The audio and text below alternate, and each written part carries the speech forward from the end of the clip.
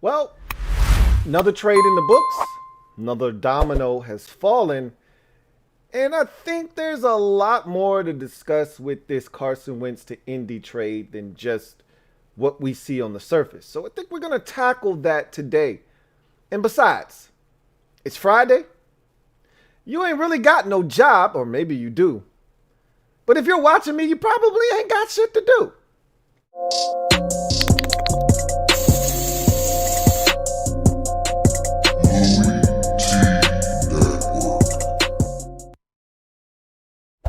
Who else could it be? With me, you're me, Louie T. Welcome to the 141st installment of the LouieTeeNetwork podcast. I, of course, am your host, Louie T. Thank you for joining me on this lovely Friday. Sun's out. Still a little bit of white on the ground. We got some snow on Wednesday night. But nothing to shut down business as usual. So I'm probably going to hit the gym after I finish up this podcast. Didn't go yesterday. So I feel like I need to get in there today and get something done.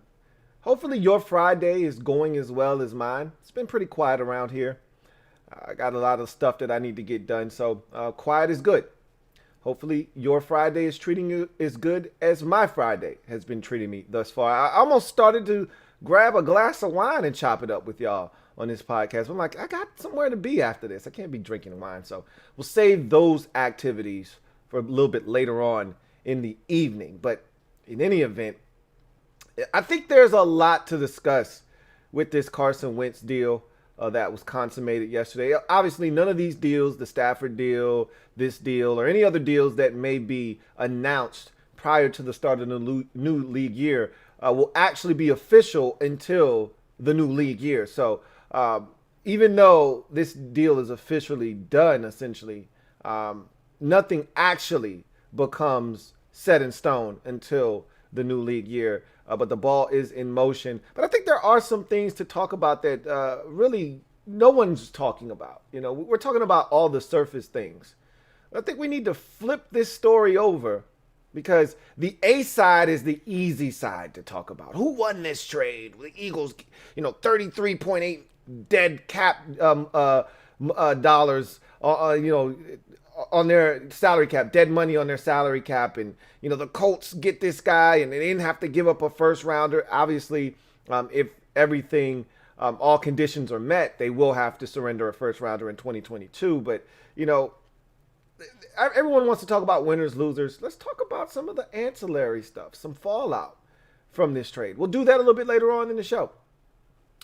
Before we do that, though, I want to get to this gem dropping session.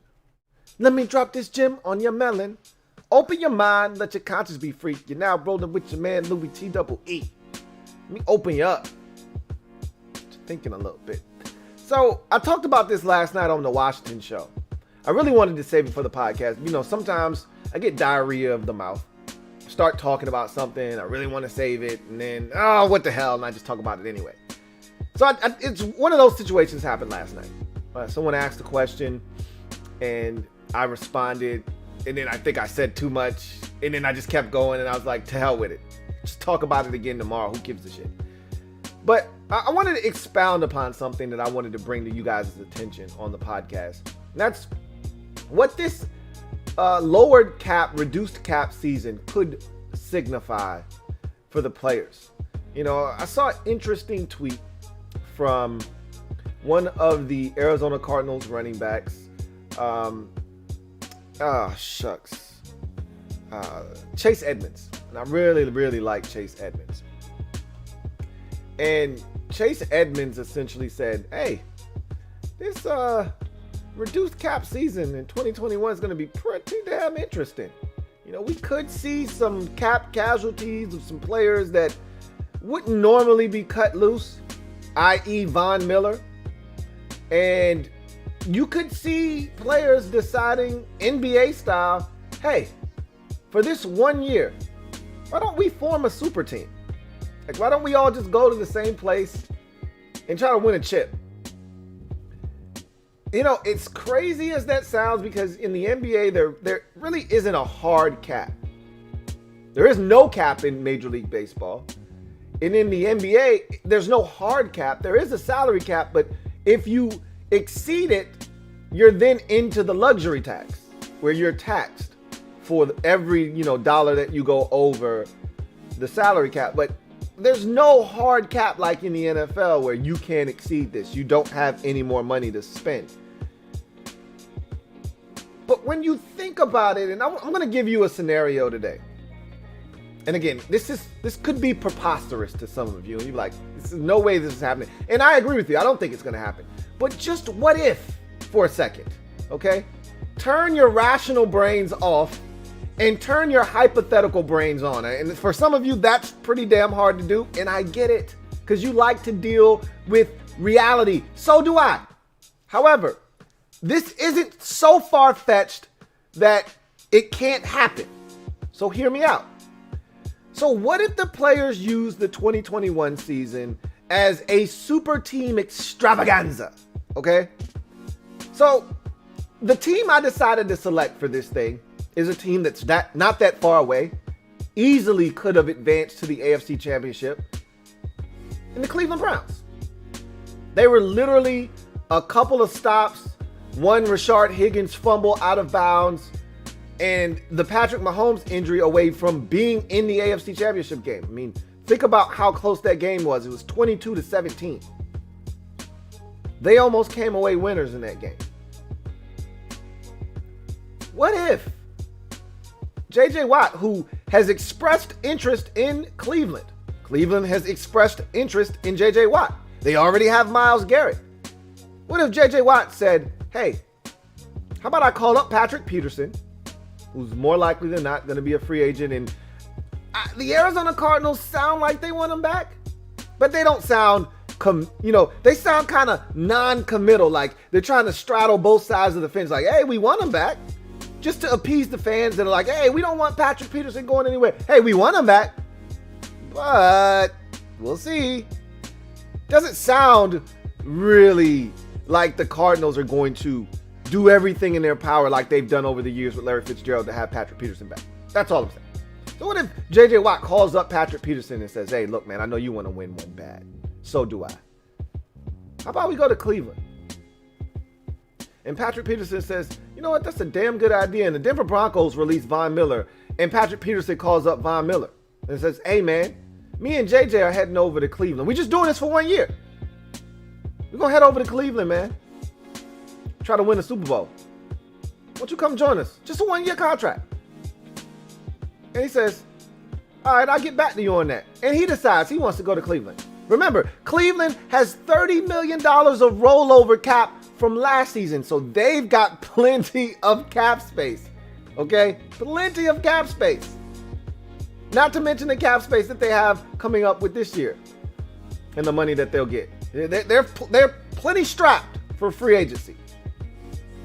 And a guy that's going to cost a little bit less than free agency, but still going to cost you a pretty penny, in Marvin Jones, wide receiver of the Detroit Lions, who's a free agent, and he's 31 years old. And he said, look, at this point in my career, I'm only concerned with one thing, and that's winning a Super Bowl. I don't really give a shit about anything else. So that tells you that he may be willing to take slightly less. And you know, when you form these super teams, somebody or somebodies have to be willing to take slightly less than they would in a normal situation. You have to sacrifice when you form a super team. Sometimes, at least. Not all the time. Anyway, Marvin Jones says, I want to win. He's made that abundantly clear. That's the number one thing on my radar when I sign this next deal, is I want a chance at a chip. Haven't had that in Cincinnati. Haven't had that in Detroit. I want that now. So what if he says, okay, I'll join those guys in Cleveland on a 1 year deal? Think about that. Marvin Jones. They're going to lose Rashard Higgins more likely than not. Who gives a shit if you're going to get Marvin Jones, right? On a 1 year deal. Odell Beckham Jr., if he comes back healthy and they don't decide to move him. There's been a lot of speculation about that. Jarvis Landry, Marvin Jones, Nick Chubb, Kareem Hunt, all the tight ends that they have, Baker Mayfield, an offensive line that's one of the best in the league when it's healthy. And then you flip it over to the defensive side, and it's J.J. Watt, it's Von Miller, it's Myles Garrett, it's Patrick Peterson. You see what I'm doing here? And if all these guys go, you know they're going to be one or two more guys that decide to jump on the train, sign a one-year deal, minimal impact to the salary cap. And again, these guys that I'm mentioning, Peterson and Miller and Watt, they've all got shit ton of money. Like, they're not hurting in the money department. At this point, everyone that I just mentioned, with the exception of Von Miller, already has doesn't have a Super Bowl. So they're chasing after that elusive Lombardi. They'll be willing to take slightly less. And it's just for 1 year. If they go out and they ball and they do achieve that ultimate goal of winning the Super Bowl, they can all go on their merry ways and sign, their final contracts of their career, a 2-3 year deal, and then you see where it goes from there. If J.J. Watt goes to Cleveland and he's playing, you can't double everybody. If Von Miller, J.J. Watt, and Myles Garrett is on the same defensive line, can't double everybody. And Watt explodes for 15 and a half sacks. Myles Garrett gets 17 and Von Miller gets 11. I mean, it sounds crazy. I know.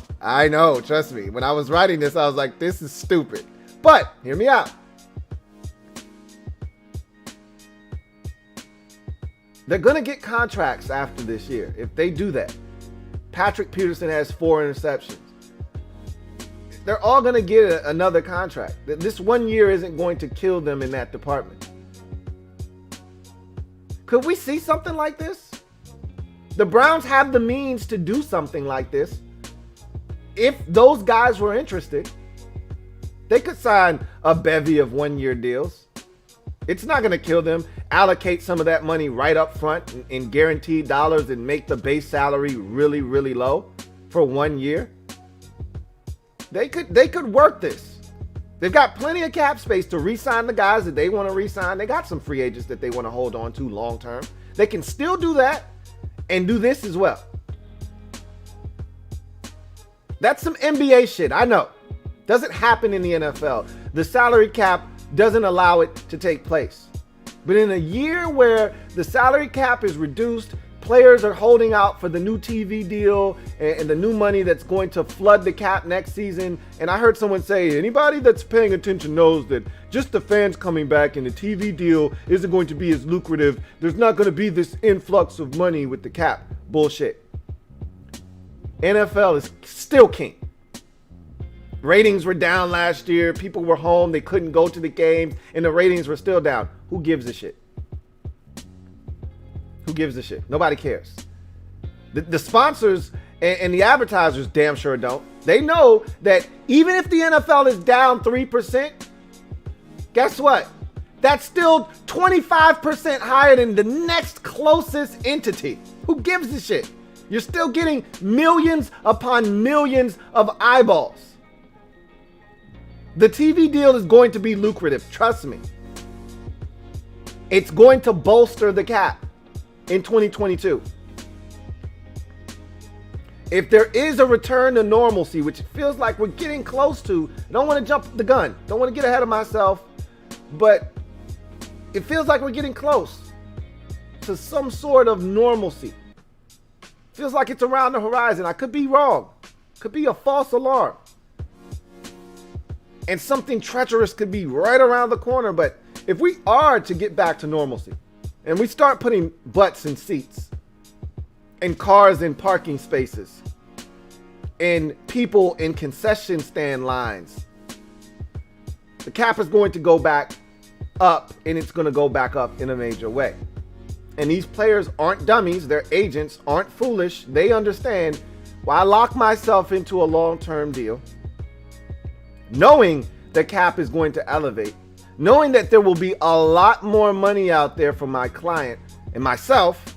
Why would I allow my client to sign a deal in a reduced cap situation where there'll be tons of dollars available in next year's free agency environment? I'll just sign a 1 year deal. Have that guy sign a 1 year deal. We'll roll the dice. We'll bet on the client. and we'll come back and hit it again next year. Sounds like logic to me. Again, I don't know what's going to happen. It does sound crazy, but it's not that far-fetched when you think about it. A lot of players may be looking at 2021 as a precursor to really having an opportunity to get paid. So why would I take myself off of the market next year when the money may be even greater? And if I know this is my last chance to get a bite at the apple, meaning a long-term deal, a substantial bite at the apple, not one of these little nimps or bites. If I've got one more chance to get a real bite at the apple, why won't I go when I can take the most juicy bite out of the apple, which would be next year, not this year? If you're Von Miller, you're saying, okay, I'll be 33 next year. Who wants to sign up for a 33-year-old pass rusher? I get it. But I'm looking at you and saying you're 32 right now and you're coming off of a major knee surgery. Why would I pay you this year? You got to go out and prove it on a one-year deal if you are released. If you are released, you got to prove it to somebody. Might as well do it on a one-year deal in Cleveland with J.J. Watt, with Myles Garrett, with Patrick Peterson, with Nick Chubb, with Kareem Hunt, with Odell Beckham Jr., with Marvin Jones, with Baker Mayfield. Might as well do it with those guys, Jarvis Landry. Might as well create a super team and see if we can't dethrone Tom Brady and Patrick Mahomes in the AFC. Why not? I'm not saying. I'm just saying. Sounds crazy. I know. But it's not out of the realm of possibility. Let's get to B-sides. So, Carson Wentz trade. Everybody knows about the Carson Wentz deal. Carson Wentz off to Indianapolis. Colts ship off a 2021 third-round selection and a 2022 conditional second-round pick. If Wentz plays 75% of the snaps or 70% of the snaps, but the Colts make it to the playoffs, that pick then turns from a second to a first in 2022. Sounds good. Colts are a good football team. Wentz stays healthy. They should be able to win if he gets back to the form that we know he's fully capable of. It all sounds really good. Indy's thinking if we're good and it turns into a first round pick, it'll be a back end of the first round. Who gives a shit? 25, 27, 30. Yeah, you can have that. We've given that up before. It won't kill us. They're more than happy with the first rounder they gave up for Defoe. He was a beast last year. They're very much okay with giving up a first rounder as long as it's not 7 or 2. And it won't be if Wentz is there and healthy again. So they understand the risk and the parameters and things of that nature. And again, they're fine with the price that they've given up. And we all know, and we talked already about Wentz and the situation in Philadelphia and how toxic it was. And we learned a little bit more that he and former head coach Doug Peterson weren't speaking for 8, 9, 10 weeks of the season or so, or the final 8, 9, 10 weeks of the season. It was crazy. It's a very toxic environment. We know all of those things. That's why the Eagles were willing to eat $33.8 million of dead cap money. They knew they had to move on. We know all of these things. That's the A side. That's the side everybody wants to focus on. Who are your winners and losers of this trade? We've already done that. It's dead. We've done that to death already. That's what we do after every trade. Who's the winner? Who got the most value out of this thing? Carson Wentz is a winner. Howie Roseman is a loser. How about we look at some of the ancillary stories that come off of this? Look at some of the fallout of this that isn't immediate, that you have to think about a little bit to draw that conclusion or to get to that inference. Let's start with the first B-side. We're going to flip this thing over and get to this first B-side. Deshaun Watson is taking notes. In case you guys were wondering. Deshaun Watson is taking notes. I saw Quincy Avery, who is the star of the stars of quarterback gurus these days, especially for black quarterbacks, seems like, in particular. All the white guys seem to go to Jordan Palmer. The black dudes seem to go to Quincy Avery. I could be wrong about that. Whatever the case may be. He had a tweet the other day, pretty much saying, so Carson Wentz gets traded. Matthew Stafford gets traded. I just want to know, what does a guy have to do to get traded? I'm asking for a friend. We know what he's doing here, and I was thinking the exact same thing. Wentz pretty much made it untenable in Philadelphia to the point where the Eagles said, no matter what, he's got to go. Hey, you know you're going to have to eat $33.8 million worth of dead cap. You know that, right? We don't give a shit. It could have been 53.8. He's got to get out of here. Okay, as long as you know. What's stopping Deshaun Watson from doing the same thing? He's not that type of guy. But when somebody's fed up and they want out, you leave them no choice but to do things that they normally wouldn't do under ideal circumstances. Don't think that this situation has gone unnoticed. The Stafford situation is totally different. Mutual parting of ways. Stafford was very cordial with the Lions and vice versa. There was no ill will there. Stafford said, hey, you're starting over. You're starting fresh. I'd like the same opportunity afforded to me. And both parties agreed. They moved on their separate ways. That was amicable. This wasn't in Philadelphia.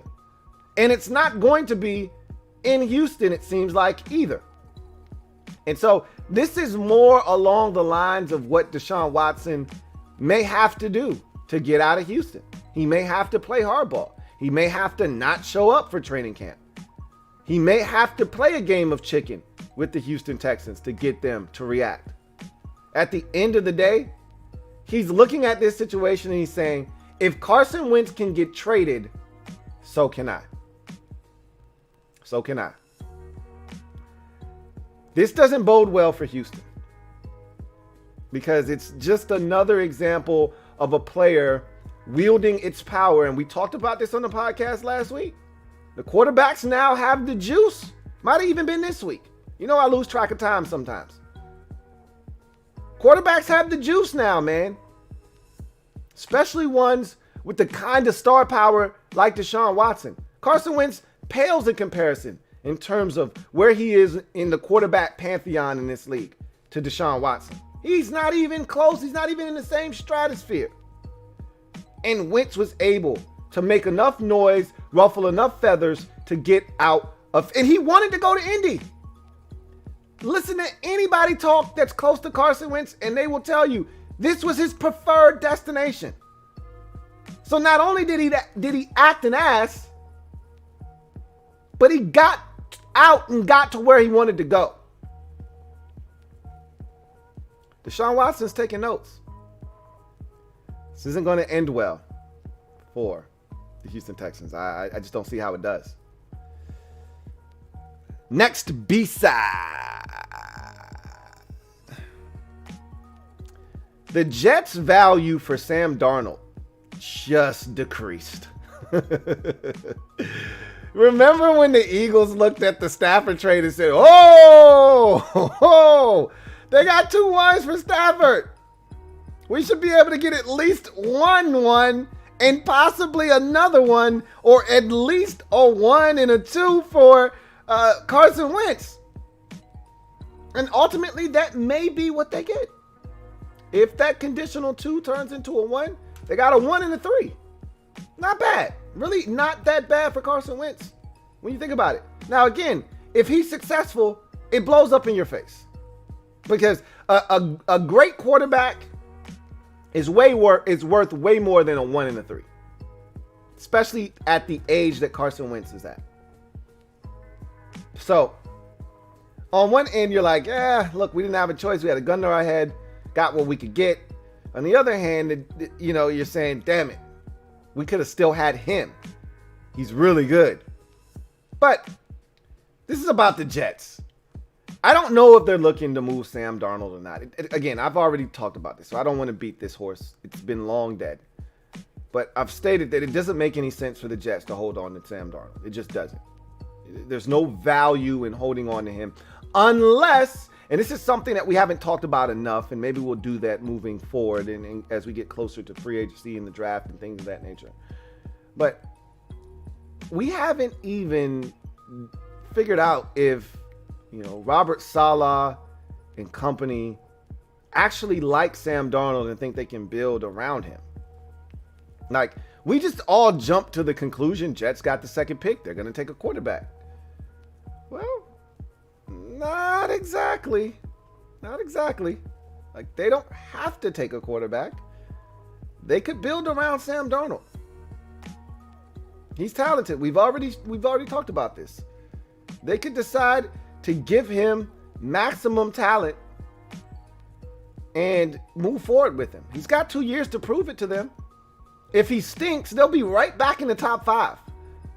Even with Robert Saleh calling that defense and getting them up to speed, if Darnold stinks and legitimately isn't what they think, they'll be back in the top 5.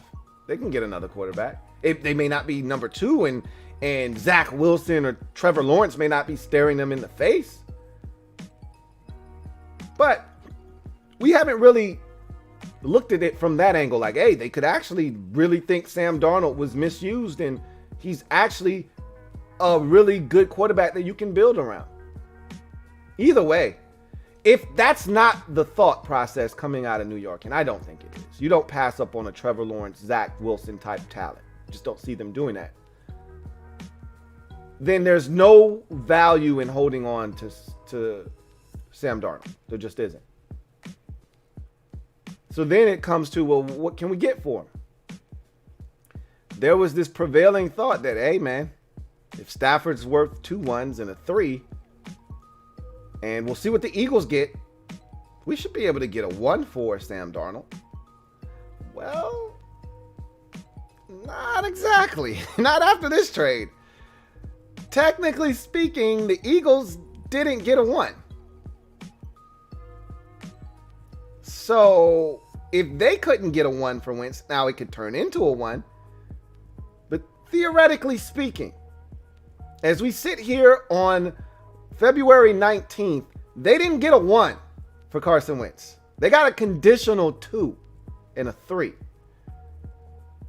If Carson Wentz couldn't net the Philadelphia Eagles a solid 1 with no strings attached, how in the hell is Sam Darnold going to fetch you 1?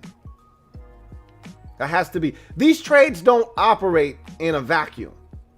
They're not each individual separate entities and no one else around the league is keeping tabs and looking at the trade and saying, well, this happened, so this should happen. Nope, that's exactly what happens. That's how it happens in negotiations for contracts for players. And that's how it happens when teams see draft compensation and trade compensation for players. So for me, the Jets just lost value. And they said, we're going to wait to see what the Eagles get for Wentz. They took that position. I might have jumped the gun. I might have got in front of them in line and said, hey, look, you give me a back end of the first round 1 and it's done. He's all yours. Maybe that was never offered and it may never be offered to them. But I would have been making calls if I were the Jets trying to get someone to give up a 1 for Sam Darnold. You may not get that after this trade. Because if I'm a team looking to trade with the Jets for Sam Darnold and say, look, Carson Wentz, who has done it in this league, they didn't get a 1 for him. Sam Darnold doesn't have one good year to his name yet in this league. I'm not giving you a first round pick for him. Sorry. Not doing it. I'll give you a 2. But I'm not giving you a 1. Sorry. Now, if you want to wait till next year's draft, that being the 2022 draft, I'll give you a 2 and I'll make it a conditional 2.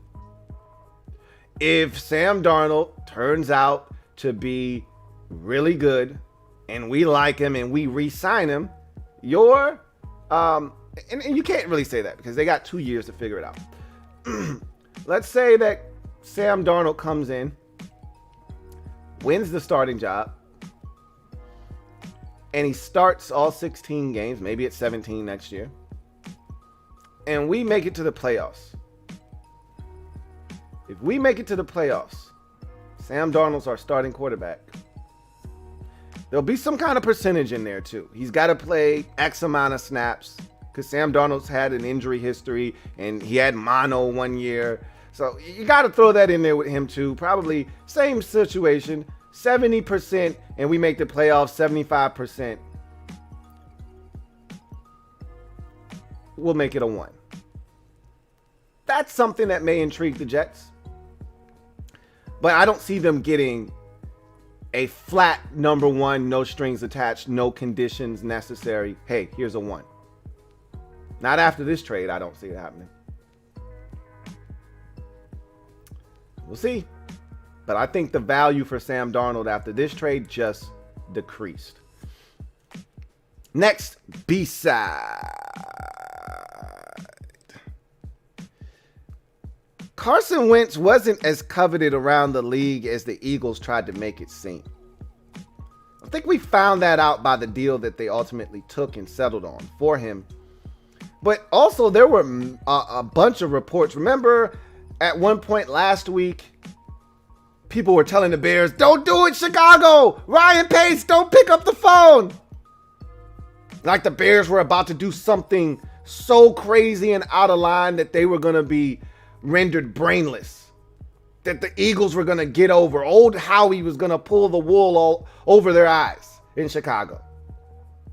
Meanwhile, Chris Ballard is sitting back, reclining in his luxury plush computer chair saying, look, man, you got my offer already. You know where I stand.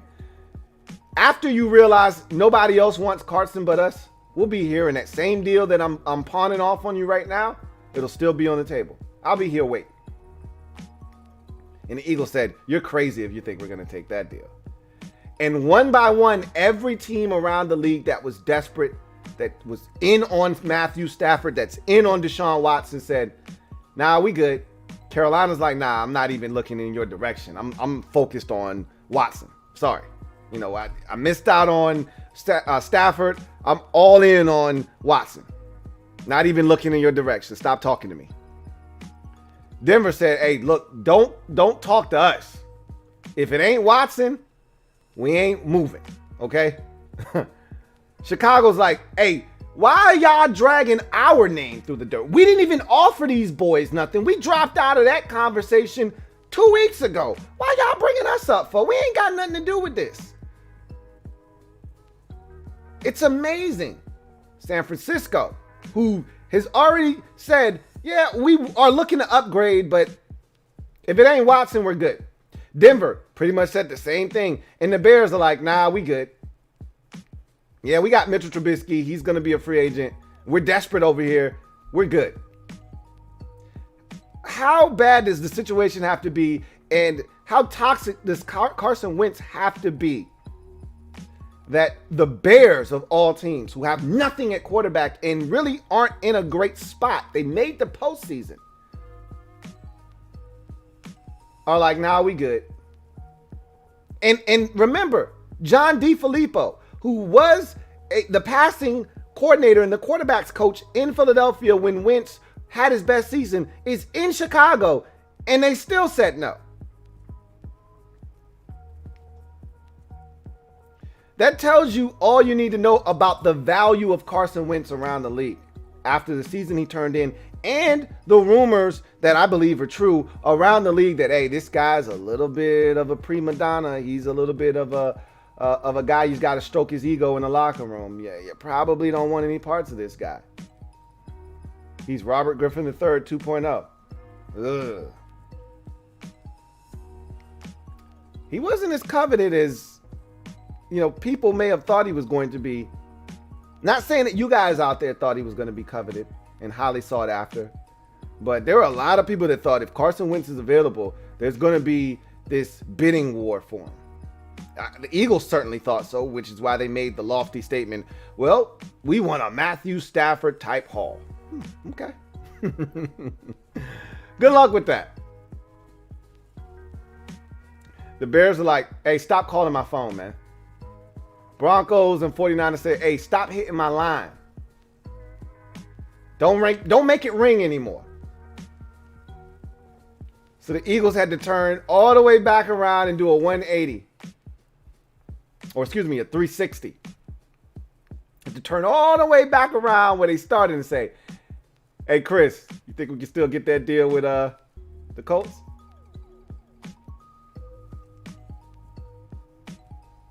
Carson Wentz wasn't as valued around the league. He wasn't as coveted as the Eagles thought. That's what this trade says to me. And it's not a terrible trade, especially if that 2 turns into a 1. It's not a terrible deal for the Eagles. But they thought they were going to get a lot more in return. And they were wrong. Next, B-side. The Eagles' quarterback door is wide open. It's not slightly ajar. It's not slightly ajar. That thing is open. The assumption was, oh, Jalen Hurts is going to be the Eagles starter. Maybe true, but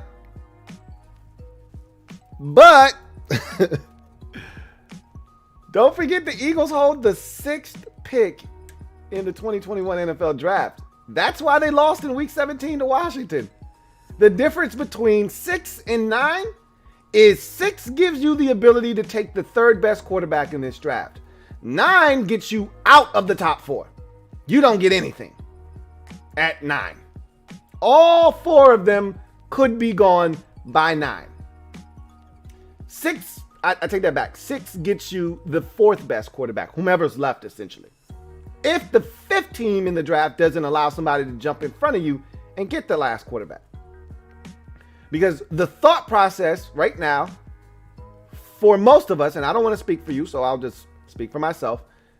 The prevailing thought for me is that 3 out of the 4 top quarterbacks in this draft will be gone in the first 4 picks. 1, 2, and 4. Bing, bang, boom. Just like that. 3 quarterbacks gone in the first 4 picks. The Eagles could take Justin Fields if he's the last man standing. Trey Lance if he's the last man standing. To me, honestly, Trey Lance and Jalen Hurts kind of mirror each other. So you'd have a tremendous 1 and 2 combination. Like, hey, if this guy gets hurt or he's not playing well, this guy looks just like him. We don't have to change the offense. We can run the same shit. And to a lesser degree, Justin Fields. I think he's a little bit better than both of those guys, though, personally. But in any event, the bottom line is there's no guarantee that Jalen Hurts is your starter for the Eagles moving forward, definitively. He may start week 1, but if they draft a young kid, the hourglass has been turned over, and it's only a matter of time before they move on from Hurts unless he just starts playing phenomenal football. Now, again, if you're the Eagles, you could go about it 1 or 2 ways. You could say, hey, we got Jalen Hurts. We invested a 2nd round pick on him.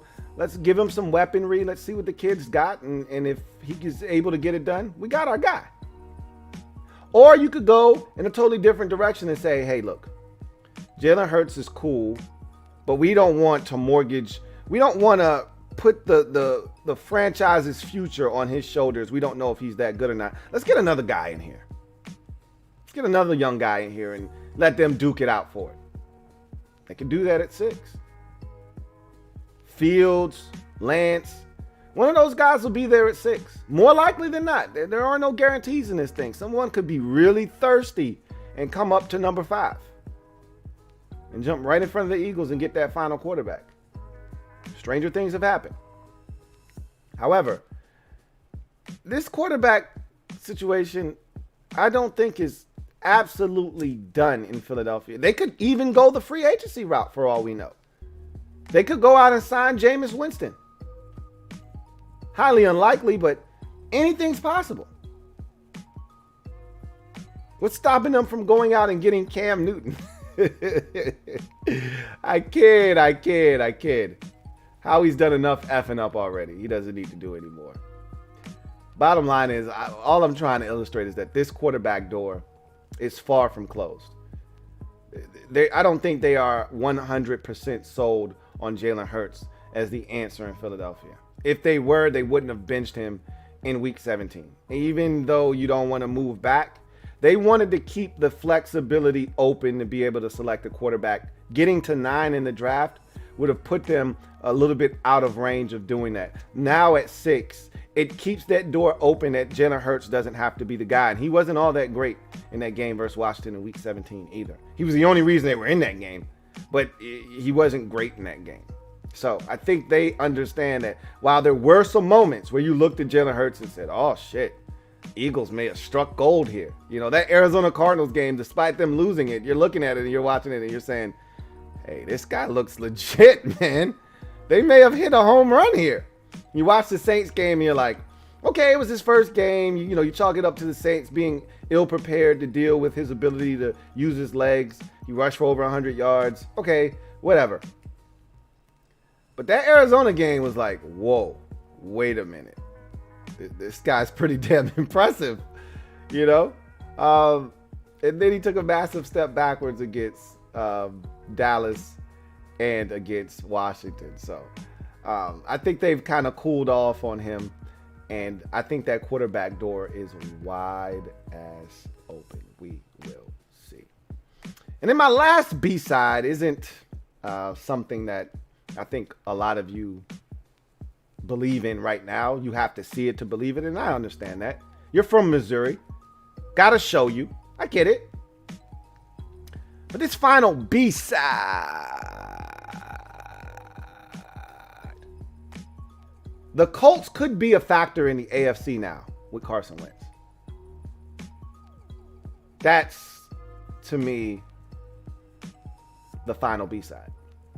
Is if Carson Wentz reverts back to 2017 or 18 or even 19 form, the Colts are in good hands for a very, very long time. Now, I don't know about the locker room stuff. Don't know to what extent Wentz was responsible. I don't know if that's who he is or if it was just a product of the environment that he was in. I don't know any of those things. I've already told you that I feel like this environment in Indianapolis is a lot closer to home than Philadelphia was. They were savages in Philadelphia. The media, the fan base, all of that. You know, he didn't deal with any of that stuff in North Dakota. So now he's back where he's comfortable. In an environment where the media is tight-knit, it's small, you're in a fishbowl. I mean, he was in a river he was in an ocean in Philadelphia. I mean, let's keep it a buck, you know. There's L.A., there's Chicago, there's New York, and then there's Philadelphia. And maybe Philly is a river. Maybe they're not an ocean. But they always conduct themselves as if they're an ocean. You know, Philly always thinks that they're bigger, badder than what they really are. So maybe they conduct themselves as an ocean, but boy, they make it tough to swim. Especially if you're not doing what they think you should be doing. I mean, remember the the radio shows, talk radio in Philadelphia after like the second week of the season, we got to get Wentz the hell out of here. They wanted his head on a stick after like the first 2 or 3 weeks of the season. They wanted his head on a stick. They had pitchforks and torches.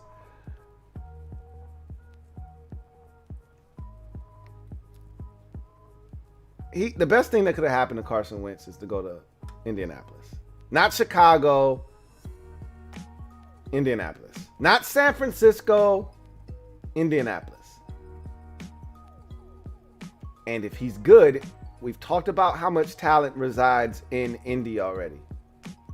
We've talked about the running back position. They did all of this without Marlon Mack this year. They'll have one of the nastiest 1-2 punches in the league. Probably won't be better than the Browns have with Hunt and Chubb, but they're probably going to be the next 1-2 punch after those guys if they're healthy. With Taylor and I just said his damn name and I forgot it that quick. You know who the hell I'm talking about. I like what they're doing at the receiver position. If they could only get Paris Campbell to stay healthy. My God, can he just stay healthy? But we already see what the young boy out there, Michael Pittman Jr., is doing. We see what they got at the tight end position, and word on the street is they're interested in getting Zach Ertz. That's Carson Wentz's best friend, so it makes a ton of sense. I personally, if I'm the Colts, I'm like, yeah, Ertz is cool, but I got Jack Doyle and I got Alimo Cox, and I know these guys are free agents, but I know Trey Burton and Mo Alley Cox are free agents, but we can resign those guys. I got Jack Doyle too. Like, you don't need to do anything. But they may go that route. Marlon Mack, Jonathan Taylor, Mo Alley Cox, Jack Doyle. They're going to have Mo Alley Cox back. I don't know if Trey Burton will be back or not. He may be the odd man out. Michael Pittman Jr. Don't know if T.Y. Hilton's going to be back. He may be allowed to test free agency. He's getting up there in age anyway. Paris Campbell, if they could get him to stay healthy. I actually like Zach Pascal and think they need to re-sign him. Shouldn't cost you a whole hell of a lot of money either to bring him back. I think they need, if T.Y. walks, they need one speedster and they're good on offense. That offensive line is nasty. They need one speedster on offense. One shifty, small burner. And it'll complete the mix over there with Wentz at quarterback. I'm telling you, man. And don't forget Nyheim Hines. Thank you, JDW Sports Talk Show. Nyheim Hines is one of my favorite players in the league at the running back position. Had a crush on him at NC State. That was my guy. He can do it all. That offense is legit in Indy. And if Wentz gets back to what he was just in 19, he didn't have to even get back to the 2017 form when we looked at him and said, shit, he's going to be one of the young stars in this league at the quarterback position.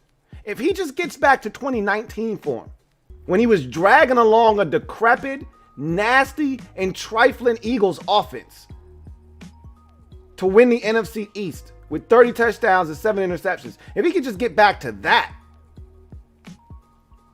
when he was dragging along Mac Hollins and J.J. Arcega-Whiteside and Greg Ward Jr., if he could just get back to that, they're going to be just fine in Indy. With that defense, Matt Eberflus coming back. I don't know how he didn't get a job, but Matt Eberflus coming back and leading that defense. And Carson Wentz in this offense. Look out for the Indianapolis Colts, man. I'm not saying. I'm just saying. Anyway, that's going to do it for me. Your man, Louie T. I'm going to go to garbage time real quick, but I ain't asking for much in this garbage time period. I do first, though, want to ask you guys to subscribe to the Louie T Network if you haven't already done so. Turn on that notification bell so you don't miss a thing. And yeah, if you haven't already hit the like button, please do so. Only 37 likes. It's over 100 of you guys watching this live right now. Please hit the like button if you haven't already done so. All I really want to do during this garbage time segment is just remind you that next week we will be jumping knee deep into the draft. We will start with the Draft Prospects 101 live series, which will get underway next Wednesday night, 8:30 p. and every Wednesday night at 8:30 p. that follows. So mark your calendars, 8:30 p. next Wednesday night, the debut of Draft Prospects 101 live. Looking forward to chopping it up with you guys and talking about the draft and things of that nature. Then we're going to really focus in on the quarterback position in the first episode. I will have had a chance to take a look at all of the quarterbacks that I deem to be draftable, the big name guys, some of the smaller name guys you may have heard of, guys you may not have heard of, and so all the guys in between. So we'll talk quarterbacks on Wednesday night. Look forward to kicking it off and getting this process started, because it happens quick, man. We're almost at the end of February. Before you know it, we'll look up and it'll be March. Free agency will happen, and then we'll look up again and it'll be April. And with no combine really to speak of and none of the landmarks to kind of keep us in line and make sure that we're hitting our target dates, we got to go ahead and get this thing rolling. So next week, Wednesday night, 8:30 p. We're going to start the series, Draft Prospects 101 live. Hope to see you guys there. In any event, that's going to do it for me, your man Louie T. I got a date with the gym, so I'm going to get out of here, try to get a workout in, and get my Friday night started. I don't know what you guys are watching on Netflix. We're going to talk about that next week. But I'm telling you right now, there's some gems up there. I'm all over the place, though. We got Netflix over here. We got Disney Plus over here. We got Amazon Prime. We got Hulu. We got all that shit. So there's gems all over the place. Right now, we got the last 2 episodes of Jurassic Park. I don't know if y'all watching that Jurassic Park animated series. We already took care of season 1. And we got the last 2 episodes of season 2. And I'm going to get the hell out of here before one of y'all bastards tries to spoil it for me. But in the event, I'm going to grab me a glass of wine and sit back and watch those final 2 episodes. And maybe I might start WandaVision tonight. Head over to Disney Plus and check that out. I've heard some good things about that. But we'll talk about that next week anyway. Until then, I'm your man Louie T. Signing off. I hope you guys have a very enjoyable weekend. Look forward to chopping it up with you next week. Maybe something crazy happens over the weekend and you see me before then. But if not, see you guys on Monday. Enjoy the weekend. You guys have a good one. Take care.